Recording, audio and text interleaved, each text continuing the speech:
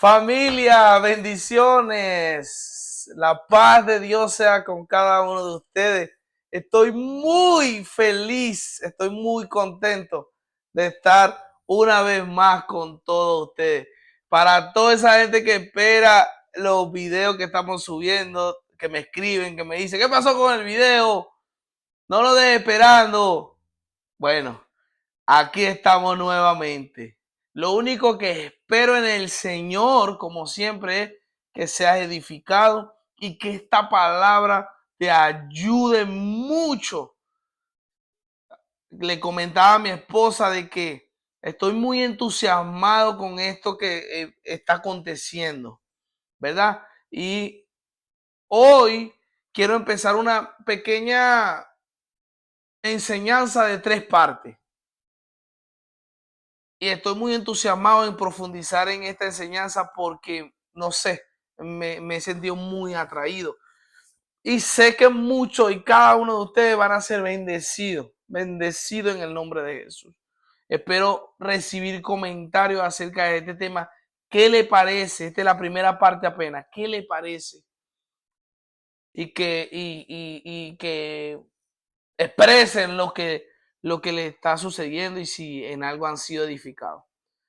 Bueno, sin más preámbulo, le damos, como siempre, la gloria a Dios y la bienvenida a cada uno a este su canal. Creo en la Biblia. Estamos muy contentos con lo que el Señor está haciendo. Bueno, lo que quiero que hablemos durante 3 partes, probablemente unos 3 videos o 4, vamos a poner que sean 3, es de la parábola del hijo pródigo. Es una parábola que se ha hablado por muchos años y que la mayoría de veces se habla de un hijo que se fue y volvió. Y aquí en su canal, Creo en la Biblia, vamos a profundizar, no vamos a ir un poco más profundo de lo que aconteció en esta historia. ¿Por qué van a ser 3 partes? Porque quiero que analicemos el corazón o las vivencias de cada uno de los personajes de esta historia. Hoy vamos a empezar con el hijo menor. Luego vamos a hablar un poco del padre y al final vamos a terminar con el hijo mayor. Hoy vamos a hablar un poco del hijo menor. Así que vamos a leer la historia en el nombre de Jesús. Miren lo que dice. También dijo, o sea, Jesús, un hombre tenía 2 hijos y el menor de ellos dijo a su padre, dame la parte de los bienes que me corresponde, y le repartió los bienes. No muchos días después, juntándolo todo, el hijo menor se fue lejos a una provincia apartada y allí desperdició sus bienes viviendo perdidamente. Y cuando todo lo hubo malgastado, vino una gran hambre en aquella provincia y comenzó a faltarle. Y fue y se arrimó a uno de los ciudadanos de aquella tierra, el cual le envió a su hacienda para que apacentara cerdos. Y deseaba llenar su vientre de las algarrobas que comían los cerdos, pero nadie le daba. Y volviendo en sí, dijo, ¿cuántos jornaleros en casa de mi padre tienen abundancia de pan y yo aquí perezco de hambre? Me levantaré, iré a mi padre y le diré, Padre, he pecado contra el cielo y contra ti. Ya no soy digno de ser llamado tu hijo, hazme como uno de tus jornaleros. Y levantándose vino a su padre, y cuando aún estaba lejos lo vio su padre y fue movido a misericordia y corrió y se echó sobre su cuello y le besó. Y el hijo le dijo, Padre, he pecado contra el cielo y contra ti, ya no soy digno de ser llamado tu hijo. Pero el padre le dijo a sus siervos, sacad el mejor vestido y vestirle, y poned un anillo en su mano y calzado en sus pies, y traerle el becerro gordo y matarlo, y comamos y hagamos fiesta. Porque este mi hijo muerto era y ha revivido, se había perdido y es hallado, y comenzaron a regocijarse. La historia sigue, pero vamos a dejarla hasta ahí porque lo que sigue habla de otros personajes. Bueno, en esta historia vemos algo extraordinario, aunque parece ser negativo, vemos algo que nos va a enseñar mucho. Este joven, ¿verdad? Era el menor de su casa y toma la decisión de un día para otro, digo de un día para otro, aunque ya era algo que él tenía pensado, de pedir su herencia. Y una de las cosas que se entiende que él hace mal es pedir una herencia cuando su papá aún estaba vivo. Eso da a entender que este hombre deseaba que su padre muriera para obtener la herencia. Viendo que su papá no moría, la pidió. Ahí empezamos a ver el desequilibrio de este hombre, porque se entiende que este hombre se veía limitado a hacer lo que él quisiera porque su padre aún estaba vivo y estaba a cargo de los bienes familiares. Espero me sigan aquí. Entonces, una de las cosas que hace este hombre es que pidió la parte de su herencia, o sea, dame mis bienes. Mira lo que dice. Ok, vamos. Dame la parte de los bienes que me corresponde. Dios mío, estoy sintiendo a Dios aquí. Es poderoso esto que viene. La palabra bienes que se usaba en términos de herencia era la palabra bios, griego. Tengo a mi esposa aquí al lado, si me ven haciéndole señas. Era la palabra bios.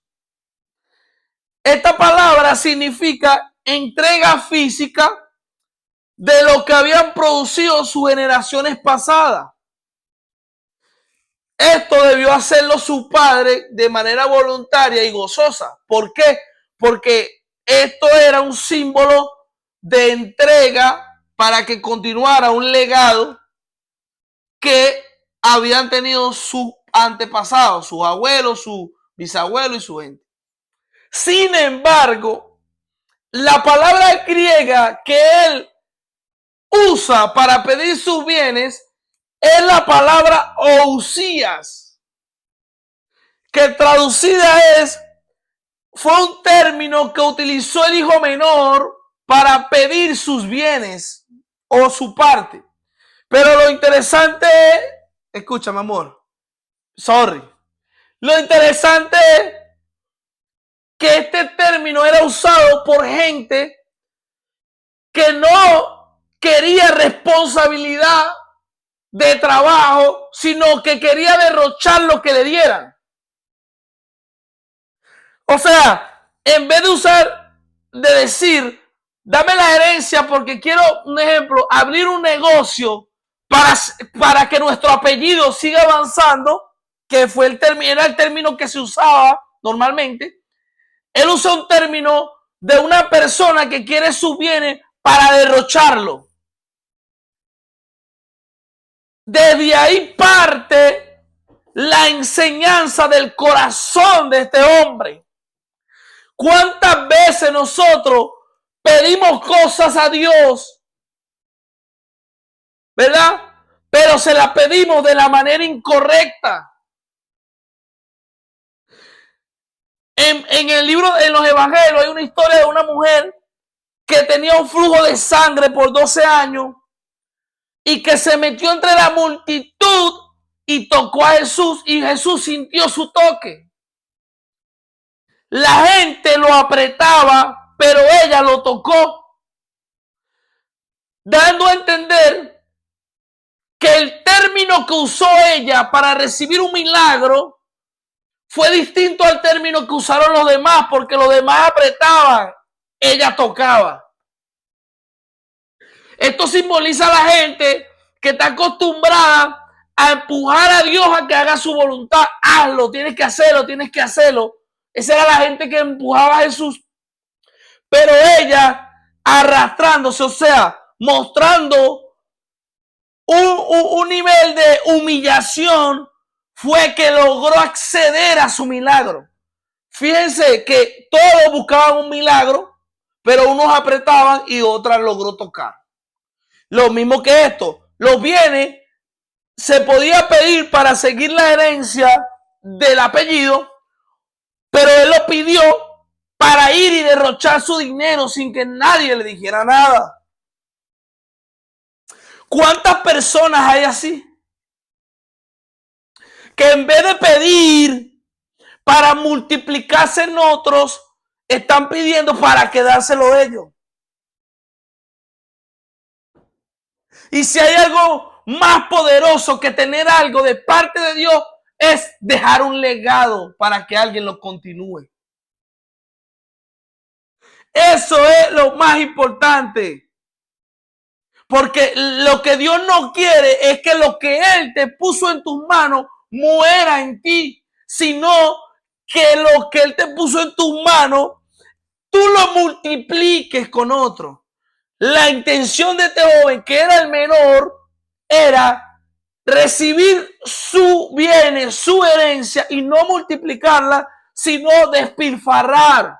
De hecho, el término pródigo se usaba para una persona que era derrochadora. O sea, pródigo significa derrochador.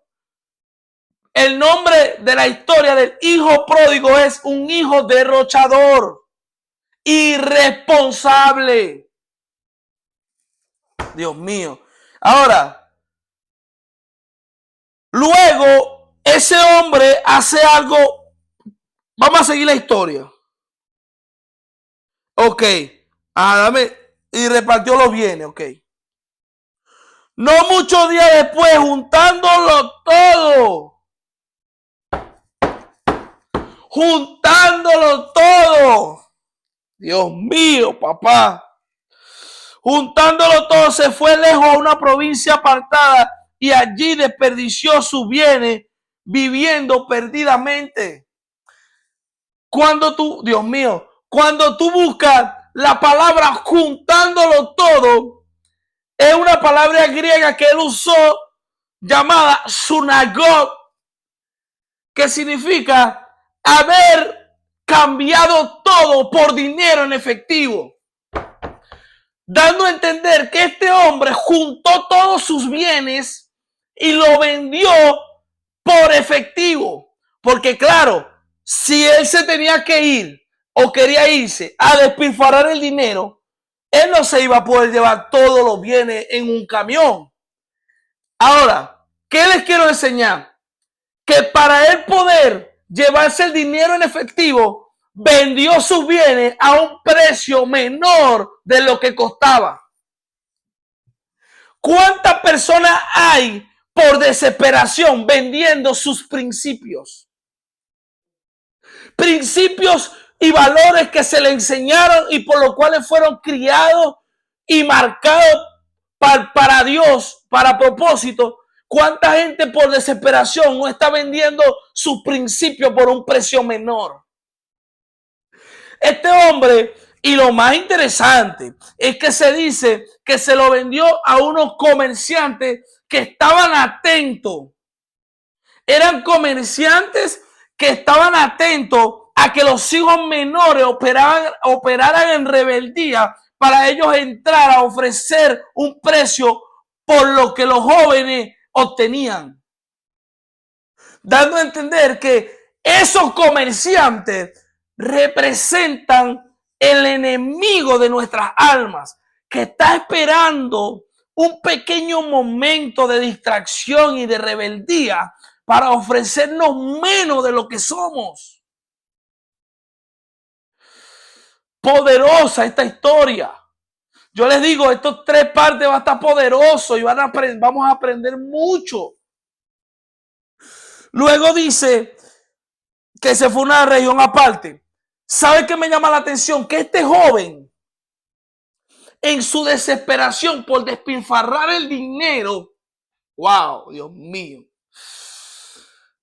este joven se fue a una región aparte. La región aparte que este joven se fue, investigando un poco, se fue a una región gentil. Y allá donde, en una región gentil, O sea, se mezcló con gente equivocada y despilfarró lo que su padre le había dado. ¿Por qué se fue a un pueblo gentil? Porque su padre ni ningún judío se iría allá. Entonces él se fue a un pueblo gentil para que nadie le diera seguimiento a su pecado. ¿Cuánta gente se está escondiendo? ¿Verdad? Porque se les olvida que no necesita ver para un lado o para el otro para que no te vean, sino que el Dios de los cielos contempla la tierra. A él se le olvidó que aunque se fuera lejos, había un Dios que lo seguía donde él iba. Dios mío, Padre. Dice el salmista, ¿dónde iré que tú no me mires? Si me escondiera entre las piedras, debajo de la piedra, ahí estás tú. El salmista decía, no ha salido la palabra de mi boca y ya tú lo sabes.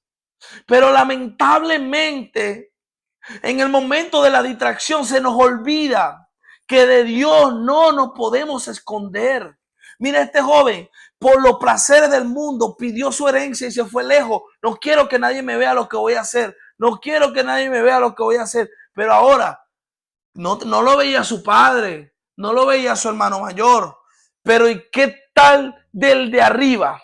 El que contempla la tierra desde su trono. Ahora, luego, dice que cuando llegó allá, cuando hubo malgastado todo, ¿verdad? Porque eso es lo interesante.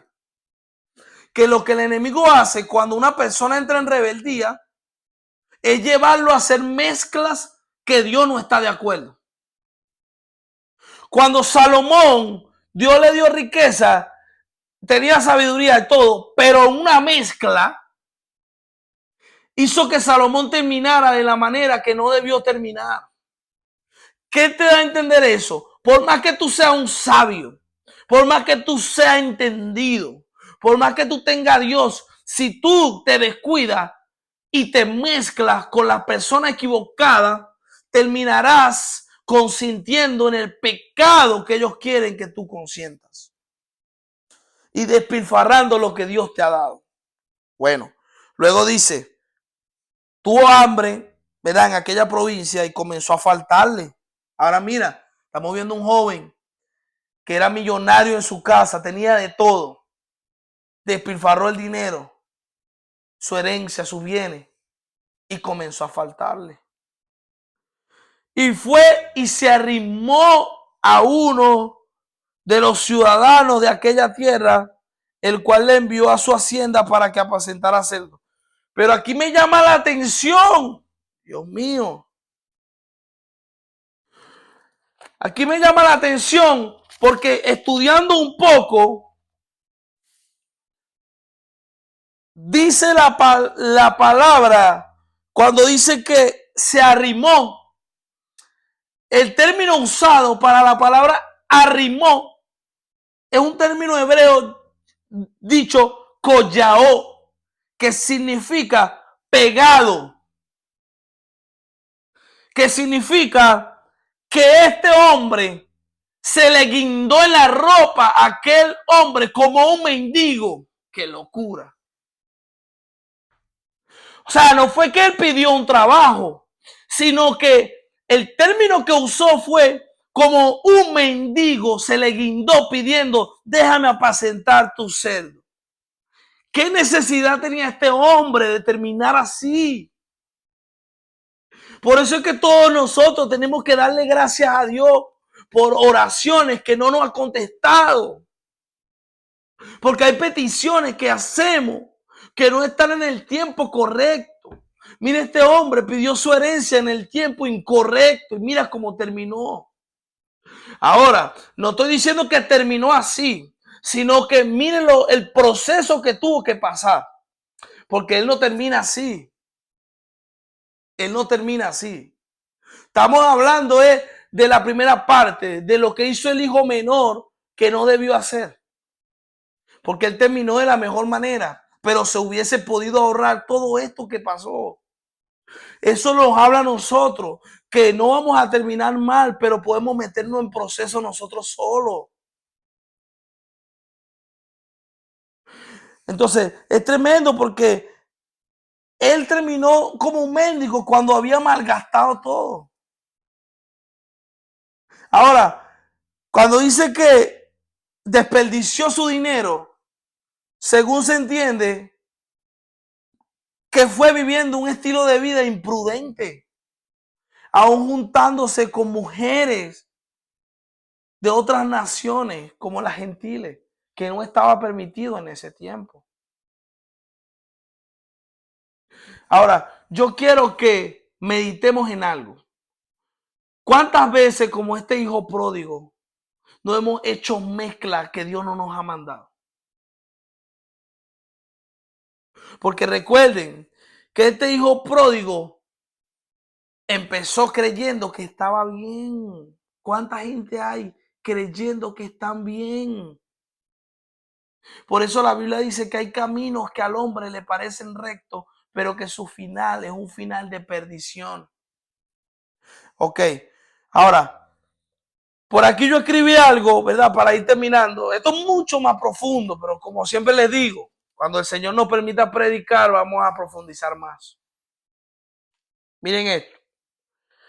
Cosas que hizo el hijo menor. Pidió su parte de la herencia en un tiempo equivocado. Se mudó de país y se mezcló con la gente incorrecta. Comenzó a pasar necesidad cuando no era necesario porque en su casa tenía panes. Luego me gusta algo y es que a pesar de estar en aquella situación, porque yo te estoy hablando ahorita de lo que él hizo para que tú no lo hagas, pero ahora te voy a decir algo, por si acaso ya lo hiciste. Este hombre, así como te estoy diciendo que se hundió y se metió donde no debía meterse, llegó un momento de su vida que dice la palabra de Dios, que volviendo en sí, Dios mío, dijo, ¿cuántos jornaleros en casa de mi padre tienen abundancia de pan? Si por X o por Y razón tú sientes que estás pasando necesidad cuando en tu casa hay pan, que tú sientes que estás mendigando cuando en un tiempo Dios no te dejaba mendigar, porque dice la palabra, no he visto justo desamparado ni su simiente que mendigue pan. Hoy Dios te está ministrando con esta palabra para que vuelvas en sí. Si hay algo que me encanta de esta historia, sí, hablamos de todo lo que hizo mal el hombre, tal, pero hay algo que me encanta de esta historia, que ese hombre volvió en sí. Pareciera que al principio estábamos hablando del hombre, que pecado, que tal, pero aún así, a pesar de resaltar tantas cosas erróneas que hizo este hombre, pudo volver en sí. No me digas que tú no puedes volver en sí. Este hombre dice la Biblia que volvió en sí y recordó la importancia, wow, gracias Señor, la importancia de recordar el Dios que te llamó. Este hombre lo que lo hizo que volviera en sí fueron los recuerdos. Se acordó que en la casa de su padre aún los jornaleros tienen. Y ese recuerdo lo hizo volver en sí y decir, esta no es mi posición. Aleluya. Gracias, Señor. Y hay algo que me encanta, es que ese arrepentimiento lo volvió a la vida. Como porque su papá dice, mi hijo que estaba muerto, ahora vive, volvió. Wow, poderoso. Si hay algo que me llama la atención de esta historia, es que lo que lo llevó, una de las cosas que ocurrió cuando él se separó fue que él pensó que su lugar lo había ocupado otro. Pero ¿sabe qué es lo poderoso? Que cuando él volvió, su lugar estaba intacto. Aleluya. No importa, mi hermano, cómo comenzaste. Empezando este video, viste todo lo que hablamos de este hombre. Pero ahora finalizando, quiero decirte que él no terminó así. Pero fue porque él tomó una decisión y fue de volver en sí.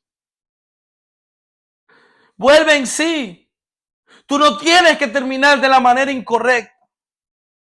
Es tiempo de volver en sí. A pesar de que lo juntó todo, a pesar de que usó un término erróneo para reclamar su herencia, volvió en sí. La historia fuera otra si fuera muerto así. Si fuera muerto así, no nos diera esperanza. Pero este joven, aunque usó términos inadecuados, volvió en sí. Un error que cometemos, esto lo escribí para ustedes. Un error que cometemos es creer que porque cometimos errores, merecemos lugares de vergüenza. Pero así actúa el hombre, no Dios. Cuando tú fallas en tu empresa, en tu trabajo, donde sea, el hombre, si te perdona, te puede perdonar, pero te da una posición menos. Pero si hay algo que me encanta de Dios, es que Dios, cuando tú pecas, falla y lo que sea que hagas, y vuelve a Él, Él te vuelve a poner en tu posición. Hay una historia que me encanta mucho, es cuando Pablo está predicando en cierto lugar y se extendió en la prédica, y un hombre llamado Eutico cayó como muerto. Cuando ese hombre cae, ¿verdad? Como de un tercer piso, Pablo le ora, el hombre se levanta, resucita y volvió a su posición. ¿Qué te quiero decir con esto? De que cuando el hombre te descalifica y te pone en posiciones bajas por tu error, Dios está pensando, no importa si al principio te conocían como el derrochador. Si tú vuelves en sí, puedes volverte a sentar en tu lugar porque nadie lo ha ocupado. Vamos a dejarlo aquí, después seguimos profundizando porque al hombre se le dieron unas cositas cuando volvió a casa. Eso lo vamos a profundizar la próxima semana. Quiero dejarlos con la intriga para ver quién va a escribir. Estoy esperando la segunda parte. Yo voy a ver que comenten. Estoy esperando la segunda parte. Te bendigo. Oro para que Dios salga a tu encuentro. Oro para que Dios te bendiga con esta poderosa palabra.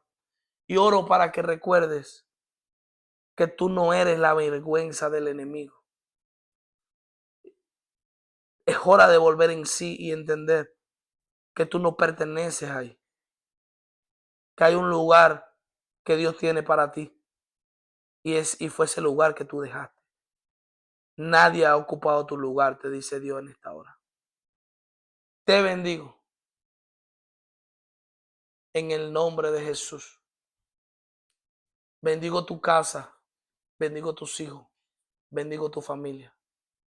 En el nombre del Padre, del Hijo y del Espíritu Santo. Shalom.